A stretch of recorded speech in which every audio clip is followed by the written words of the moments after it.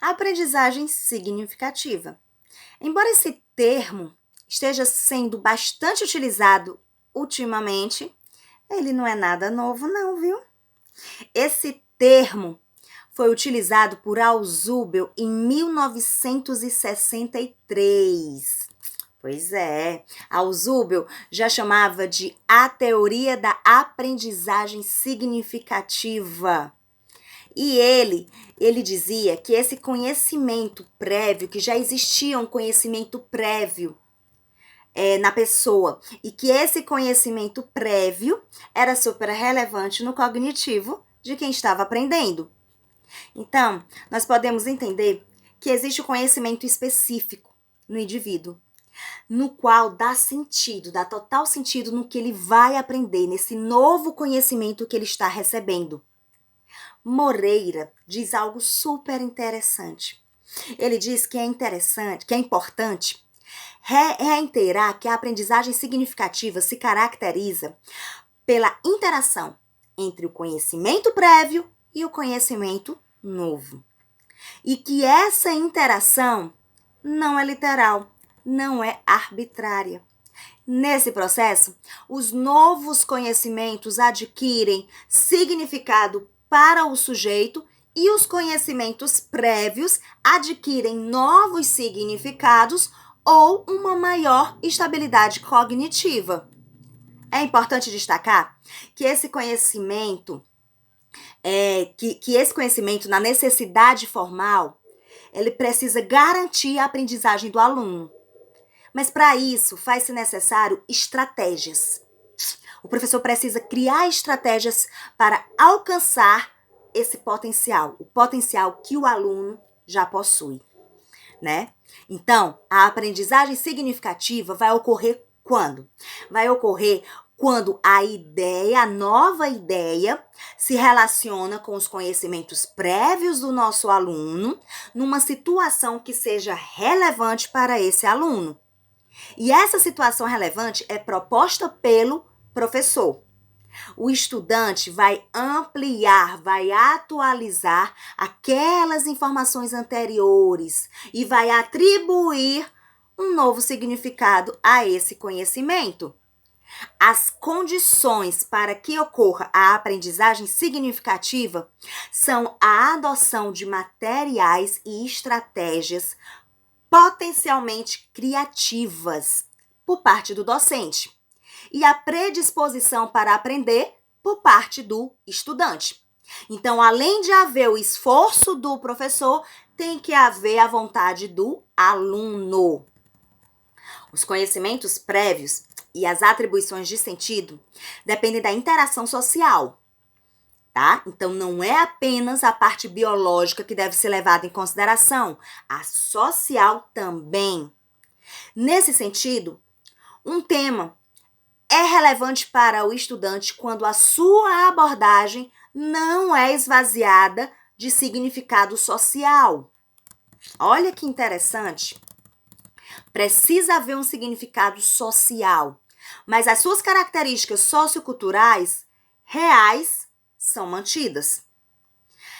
A escuta, a circulação da palavra durante a aula é simplesmente fundamental para a identificação dos significados acerca do tema presente entre os estudantes.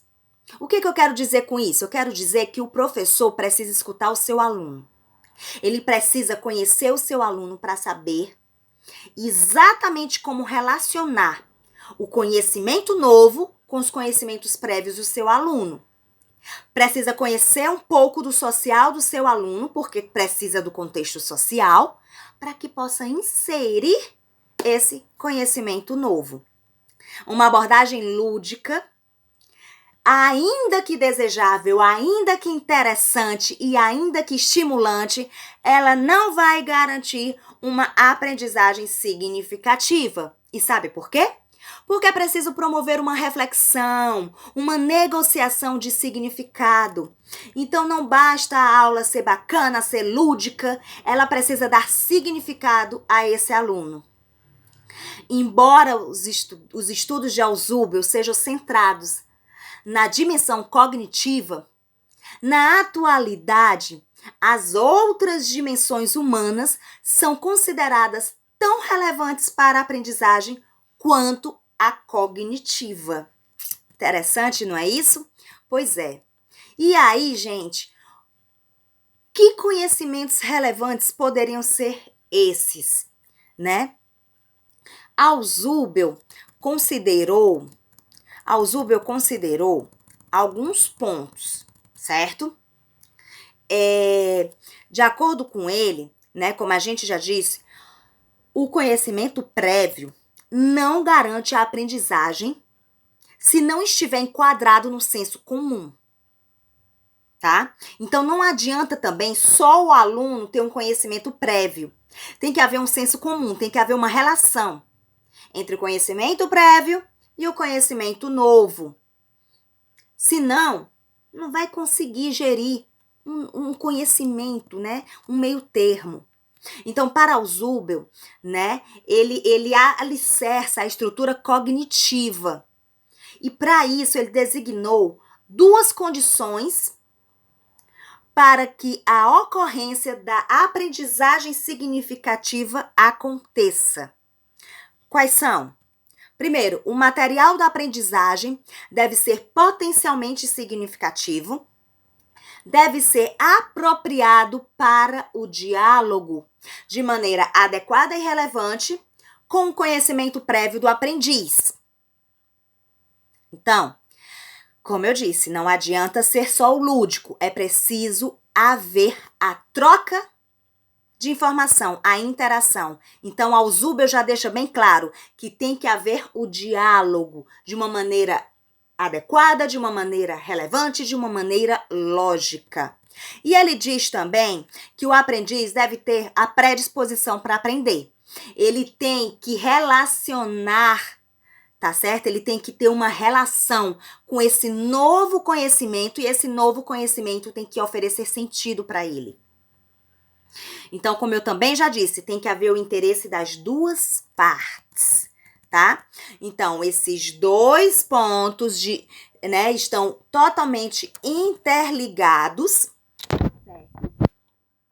e eles não agem um sem o outro. Então, é necessário conhecimento prévio para que haja um novo conhecimento. E dessa forma, né, faz toda a estrutura cognitiva que dá a atribuição à aprendizagem significativa. Com isso, nós podemos perfeitamente inferir que a aprendizagem, para ser totalmente eficaz, para ser exatamente aquela que o educador tanto almeja, ela depende tanto do educador quanto do educando.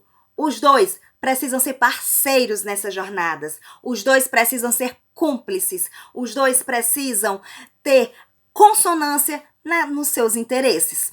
Interessante, não é? Pois é. Se você gostou desse assunto, se ele foi relevante para você, então deixa aí o seu joinha, compartilha com seus colegas para que essa informação seja disseminada. Se você quer receber mais informações, aciona aí o sininho, segue o nosso canal, que logo, logo virá muito mais informações bem interessantes. Muito obrigada pela sua atenção e até a próxima!